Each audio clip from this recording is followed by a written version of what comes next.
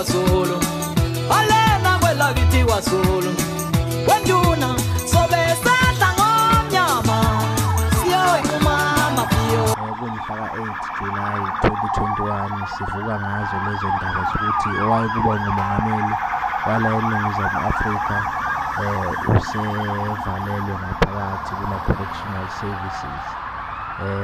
Noma-ke singeke sidiscuss ama-merit of the cases, kodwa-ke thina amaZulu ngendlela esihlonipha ngayo ama-leaders ethu, ngendlela futhi esiseka ngayo siphinde siwasupporte lezi ndaba ezenzakalile azimnandi zibuhlungu.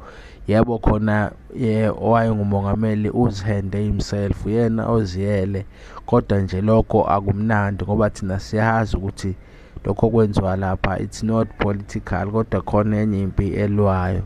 Kodwa-ke ngoba-ke uyena i-leader yethu futhi uyena esimhloniphayo, ngoba uhambile wayoyihenda himself ini, sizokwamukela lokho. Maye ubamba wonke lo 15 months futhi sizowubamba, asina choice ngoba-ke ayikho into esingayenza. Kodwa-ke ngiyayithanda indlela thina amaZulu esihlonipha ngayo abaholi bethu nama-leaders ethu, siwazivuka naye noma ngabe kuphi, noma kuthiwa futhi enye leader manje ezodinga thina. Ngiyazi ukuthi mina lokho kwesekwenzeka nje ukuthi kube khona ungazwani kahle kahle phakathi komgiliji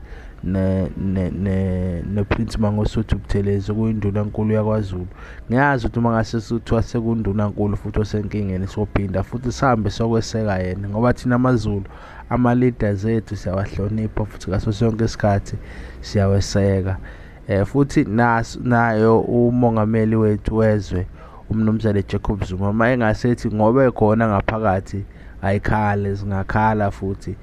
Sibonge nje supporter obaba ungizwe belaphana beyosupporta befuna ukuthi into yethu yakwaZulu igcineke ihlezi lapha kithi, kungaze kufika abangaphandle besitshela ukuthi thina simise kanjani.